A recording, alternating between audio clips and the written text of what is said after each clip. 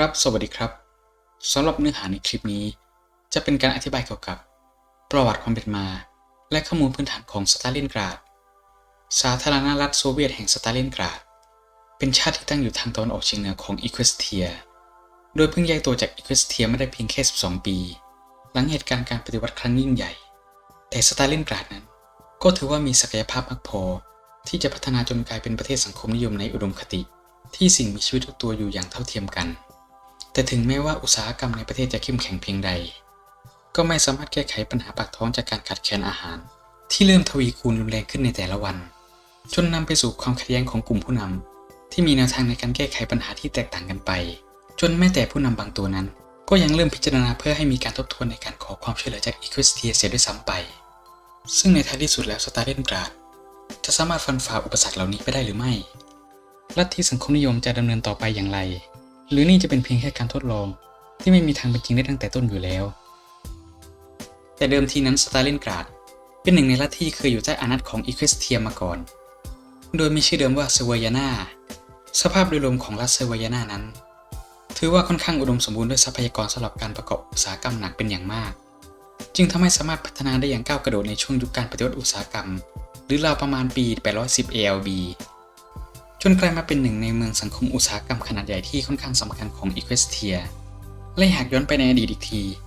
เซเวยานานั้นเดิมเคยมีผู้ปกครองเป็นของตนเองซึ่งนั่นก็คือตำแหน่งซาร์ที่มีการสืบทอดราชวงศ์ต่อกันมายาวนานหลายปีแต่ในปี592 ALB นี่เองภายหลังการสิ้นพระชนม์ของซาร์ปีเตอร์ที่3กลุ่มขุนนางโบเยอร์แห่งเซเวยานาก็ไม่สามารถหาผู้สืบทอดราชบัลลังก์ต่อไปได้จึงทำให้กลุ่มสภาขุนนางได้ตัดสินใจยกเซเวยานาให้เจ้าหญิงเซเลสเทียขึ้นเป็นซาลินาแห่งเซเวยานาแทนจึงทำให้เซเวยานาถูกผนวกรวมเข้ากับอีควสเทียโดยสมบูรณ์ในปีนี้เซเวยานาภายใต้การปกครองโดยเจ้าหญิงเซเลสเทียก็ได้เจริญเติบโตอย่างรวดเร็วในช่วงปี860ถึง940 ALB ซึ่งก็ตรงกับที่บรรดาเมืองใหญ่ต่างๆทั่วทั้งอีควสเทียได้พากันขยายตัวจนเป็นเมืองอุตสาหกรรมขนาดใหญ่รวมถึงเซเวยานาด้วยเช่นกันและนั่นเองก็ทำให้เกิดกลุ่มชนชั้นแรงงานขึ้นมาซึ่งกลุ่มชนชั้นแรงงานเหล่านี้ก็ได้มีการรวมตัวกันเพื่อสร้างพลังในการต่อรองกับกลุ่มนายทุนที่คอยเอาเปรียบแรงงานทุกครั้งที่มีโอกาสต่อมาในปี944 ALB คาราเมลมาร์กยูนิคอร์นนักปรัชญากับเพื่อนคู่คิดของเธอไฟแองเจลได้ร่างแผนสลับกลุ่มการเคลื่อนไหวขับเคลื่อนสังคมชื่อ Union of Struggle for Justice ซึ่งจะรู้จักเป็นที่แพร่หลายในเวลาต่อมาว่า Social Justice Party Manifestoหรือคำประกาศอันเป็นการว่าด้วยเป้าหมายและแผนดำเนินการสลับการปฏิวัติสังคมซึ่งคำประกาศนี้ได้สร้างแรงบันดาลใจให้กับผู้นี้ที่ชื่อว่าสตีล สตาเลียนในการออกมาขับเคลื่อนสังคมและกลุ่มแรงงานจนก้าวขึ้นมาเป็นผู้นำของกลุ่มปฏิวัติในเวลาต่อมาซึ่งการเคลื่อนไหวของกลุ่มปฏิวัติก็ดำเนินเรื่อยมาจนถึงปี995 ALB ก็ได้เกิดเหตุการณ์ไม่คาดฝันขึ้นเมื่อทหารองครักษ์รักษาการจากอีควสเทียได้ใช้กำลังเข้าปราบปรามกลุ่มปฏิวัติที่เริ่มขยายตัวด้วยความรุนแรงอย่างที่ไม่เคยมีมาก่อนสร้างความโกรธแค้นกับประชาชนทั่วทั้งเมืองจนเกิดการรวมกลุ่มต่อสู้กับทหารองครักษ์ตามท้องถนนไปทั่วทั้งเมืองซึ่งในท้ายที่สุดแล้วฝ่ายทหารองครักษ์ก็ถูกบีบให้ถอนตัวออกไปซึ่งเหตุการณ์นี้ก็จะเป็นที่รู้จักกันว่าการปฏิวัติเลือดเดือนธันวาคมซึ่งเมื่อข่าวการปฏิวัตินี้เผยแพร่ออกไปก็ทำให้แต่ละเมืองในเซเวยานาได้พากันก่อกบฏต่อต้านกับทหารองครักษ์อยู่นานหลายสัปดาห์ทางฝั่งเจ้าหญิงเซเลสเทียเมื่อทราบข่าวที่เกิดขึ้นจึงออกคำสั่งให้มีการถอนทหารโดยทันทีพร้อมปลดหัวหน้าองครักษ์ที่ทำเกินคำสั่งออกจากตำแหน่งก่อนที่จะยอมปล่อยให้เซเวยานาได้รับอิสรภาพเพื่อดำรงไว้ซึ่งความสงบเรียบร้อยส่วนสตีล สตาเลียนนั้นก็ล้มป่วยและเสียชีวิตในเวลาต่อมาหลังจากเซเวยานาได้รับเอกราชจึงได้มีการเปลี่ยนชื่อเมืองหลวงจากปินเซซินเป็นสตาลินกราดเพื่อเป็นเกียรติแก่สตีล สตาเลียนและได้มีการก่อตั้งสุพรีมโซเวียตหรือสภาสูงสุดโดยมีคณะกรรมการผู้แทนแรงงานที่ร่วมกันบริหารสภาคืออาติดิยา เลโวโซวากับวาซิลี เพนซูเชนโคแต่เนื่องด้วยแนวคิดในการบริหารจัดการที่ต่างกันจึงทำให้ทั้งสองเกิดการแข่งขันทางการเมืองซึ่งกันและกันทำให้สตาลินกราดเริ่มเกิดปัญหาแบ่งพรรคแบ่งพวกที่อาจนำไปสู่ความล้มเหลวได้ในท้ายที่สุดและแล้วปัญหาความขัดแย้งทางการเมืองนี้ก็ระเบิดขึ้นเมื่อกลุ่มรัฐบาลสตาลินกราดทำการบริหารสภาพอากาศผิดพลาดส่งผลให้เกิดปัญหาการขาดแคลนอาหารและเมื่อรวมกับปัญหาภายในอีกมากมายที่เริ่มก่อตัวจึงบีบให้จำเป็นต้องมีการเลือกเลขาธิการสูงสุดเพื่อแก้ปัญหาที่มีอยู่ในตอนนี้อย่างเร่งด่วนก่อนที่ทุกอย่างจะสายเกินไป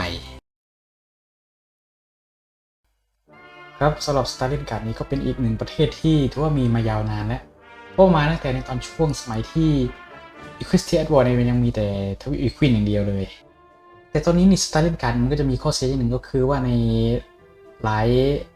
ายส่วนเลยของสตาร์ลินการ์ดมันยังไม่อัปเดตตอนนี้ที่ผมเห็นอัปเดตล่าสุดมาก็จะมีแค่ในเปลี่ยนภาพของในตัวดาร์กวิงที่เป็นหนึ่งในผู้นำของสตาร์ลินการ์ดเท่านั้นเองแต่ทางผู้พัฒนาก็เห็นว่าเดี๋ยวจะมีการปรับปรุงในเรื่องในอนาคตปรับปรุงในเรื่องปรับปรุงเกมเพลย์เหมือนกับพวกทั้งอีควิสเทียพวกชิจิลิงทั้งหลายแหล่ในอีควินนี่แหละแต่ตอนนี้เท่าที่ผมทราบนี่ก็คือว่าทางผู้พัฒนาก็จะไปพัฒนาในตรงส่วนของพวกทางซิปิก้าให้มันเรียบร้อยก่อนแล้วถึงค่อยมาปรับทางอีควินส์ซึ่งก็ถือว่าดีเพราะว่าในส่วนของซิปิก้านี่ยังมีอีกหลายประเทศเลยที่ค่อนข้างที่จะน่าสนใจส่วนทางสไตลินการ์ดนี่ผมว่าอีกไม่นานอัปเดตอย่างเร็วสุดผมว่าก็อาจจะเป็นภายในปีนี้เลยเพราะงั้นสำหรับภาพรวมของสไตลินการ์ดนี้ก็ถือว่าเป็นอีกหนึ่งประเทศที่ค่อนข้างจะมีศักยภาพมากเลยนะถ้าไม่นับตอนแรกก็ติดแค่ดีบัฟบางส่วนนิดหน่อยซึ่งก็สามารถแก้ได้โดยการใช้แค่ค่าการเมืองไปจัดการปัญหาในดีบัฟที่เรามีสำหรับสายการเล่นของสไตลินการ์ดในตอนนี้ก็จะมีฟิกอยู่เป็น3สายหลักๆซึ่งมันเกิดจากการแข่งขันทางการเมืองระหว่างของฝ่ายของอาติดิยากับวาซิลีสำหรับสายแรกก็คือสายของวาซิลีซึ่งสายวาซิลีนี้จะมาได้ก็ต่อเมื่อเราทำการสนับสนุนให้ทั้งสองพรรคร่วมมือกันหรือไม่ก็สนับสนุนฝ่ายของวาซิลีอย่างเดียวเลยซึ่งสำหรับของวาซิลีนี้มันจะมีนโยบายหรือแนวทางการเมืองที่เน้นในการเผยแพร่ลัทธิทางการเมืองแบบค่อนข้างที่จะสันติหน่อยก็คือให้บรรดาพวกประเทศในแถบทางเหนือเนี่ยมาเป็นพันธมิตรของเราได้จากการที่เรามีแนวทางหรือว่าสายการเมืองเดียวกันก็จะสามารถรวมเป็นพันธมิตรทางตอนเหนือได้ซึ่งในกลุ่มพันธมิตรทางตอนเหนือนี่ก็ถือว่าค่อนข้างจะรับมือกับเชนจิลิงได้ง่ายมากเพราะว่าพื้นที่ส่วนใหญ่แถบนี้มันเป็นภูเขาเป็นพื้นที่ที่มันซัพพลายมันส่งเข้าถึงได้ลำบากเพราะงั้นทางที่ดีสุดคือถ้าเราไม่ไปพยายามยันในทางอีควิสเทียเนี่ยเราก็อาจจะส่งกำลังเข้าตีแบบอย่างรวดเร็วทางตอนเหนือตรงนี้ให้แล้วก็ปิดเกมกับเชนจิลิงให้เร็วที่สุดก็จะสามารถทำได้เช่นกันสำหรับสายที่2ก็คือสายของ Dark Wing ซึ่งตรงนี้ก็ได้จากการสนับสนุนให้อาติดิยาคือคงอำนาจอยู่แล้วก็พยายามปรับฝั่งการเมืองขั้วการเมืองของวาซิลีให้หมดสิ้นซึ่งตรงนี้พอเล่นเป็นทางในส่วนของ Dark Wing นี่มันก็จะเน้นในการคือเข้าหาอีควิสเทียคือเราจะขอการสนับสนุนจากอีควิสเทียแบบเต็ม 100% เลยในการช่วยแก้ปัญหาทั้งด้านอุตสาหกรรมและด้านอาหารในสไตลินกราดแล้วตรงนี้มันก็เลยทำให้เราเป็นลูกไล่ของอีควิสเทียไปอย่างสมบูรณ์เลยซึ่งตรงนี้ของดักวิงมันจะมี2สายถ้าสายแรกก็คือเราผนวกลงกับอีควิสเทียไปเลยคือเขาเป็นส่วนหนึ่งเราไม่ต้องการแบบแนวคิดทางสังคมนิยมอะไรพวกนั้นอีกแล้วหรือสายที่2เลยก็คือถ้าเชจิลิงแลนด์กับอีควิสเทียมันลบกันเมื่อไหร่ดักวิง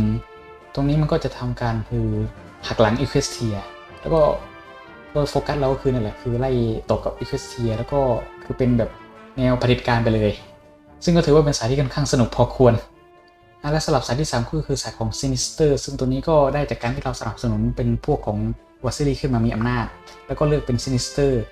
สายนี้เนี่ยเป็นสายที่ผมเล่นบ่อยสุดแล้วเพราะค่อนข้างจะสนุกและมันสุดเลยเนื้อเรื่องก็ใช้ได้ซึ่งสำหรับ Sinister นี้ก็จะมีแนวทางในการขยายอำนาจที่ค่อนข้างจะดุเดือดรุนแรงก็คือเน้นการส่งกำลังทหารเข้าลุกลามประเทศใกล้เคียงในทางอีควินส์หรือถ้าพูดง่ายๆก็คือทางทวีปอีควินส์เลยเพื่อที่จะเผยแพร่ลัทธิสังคมนิยมให้มันแพร่กระจายไปทั่วและที่สำคัญของตัว Sinister นี้ก็สามารถมีพันธมิตรได้ก็คือ Crystal Empire โดยมีเงื่อนไขว่าถ้า Crystal Empire มันมีผู้ปกครองคือเป็นซอมบ้าและซอมบ้ามันเลือกเป็นโฟกัสที่จะต้องการจะเป็นพันธมิตรกับสตาลินการ์ดที่ปกครองภายใต้การนำโดย Sinister ซึ่งตรงนี้ถ้าทั้ง2ประเทศเนี่ยมันเป็นพันธมิตรกันแล้วก็สามารถยึดทั้ง Equus ได้หมดแล้วมันจะมีอีเวนต์ลับอย่างหนึ่งซึ่งอันนี้สปอยนะไปดูภาพเองแล้วกันก็สำหรับโดยรวมของการเล่นของสไตลินการ์ดนี่ก็คือมันมีศักยภาพในด้านโรงงานอุตสาหกรรมแล้วก็กำลังพลที่ค่อนข้างจะเหลือเฟืออยู่แล้วก็อย่างก็คือมันไม่มีศัตรูรอบข้างด้วยคือรอบบ้านเราเนี่ยคือไม่ว่าคริสเตียกับคริสตันเอ็มไพร์นี่ก็ไม่คิดจะบุกอะไรอยู่แล้วเพราะพวกนี้มันเป็นพวกสันติทางตอนเหนือนี่ก็เป็นกลุ่มพันธมิตรที่มีทหารก็ไม่ค่อยเข้มแข็งมากเท่าไหร่เท่ากับสไตลินการ์ดเราเนี่ยคือจะบุกขึ้นเหนือก็คือสามารถทำได้แบบแป๊บเดียวเสร็จเลยแล้วค่อยไปสร้างพันธมิตรหรือจะผนวกรวมทีเดียวก็ได้แล้วถ้าเรามีฐานที่มั่นทางตอนเหนือเรียบร้อยเมื่อไหร่เนี่ยที่เหลือเราจะบุกยึดทั้งอีควิสก็ยังง่ายๆสบายๆเลย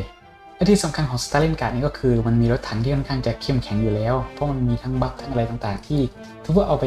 ชนกับทาง Changing Land ก็คือชนได้สบายๆเลยเพราะงั้นก็เลยถือว่า Stalingrad นี้เป็นประเทศที่มันเล่นได้ทั้งไม่ว่าจะเป็นหน้าใหม่หน้าเก่าก็คือถ้ามาลองเล่นประเทศนี้ประเทศแรกก็เล่นได้เลยแถมเนื้อเรื่องก็ไม่ได้ซับซ้อนหรืออะไรมากมายเหมาะสำหรับเริ่มเล่นในการทำความเข้าใจในเรื่องของจักรวาลนี้ด้วยซ้ำไปเอาละครับทั้งหมดนี้ก็เป็นประวัติและข้อมูลพื้นฐานของ Stalingrad แบบรวบรัดซึ่งตรงนี้ถ้าข้อมูลผมผิดพลาดหรือตกหล่นอะไรไปนี่ก็ต้องขออภัยด้วยอย่างยิ่งหรือถ้ามีความเห็นมีประสบการณ์อะไรที่อยากจะแชร์ก็ลงได้ใต้คอมเมนต์เลยครับสำหรับเนื้อหาในคลิปนี้ก็จบเพียงเท่านี้แล้วครับขอบคุณครับ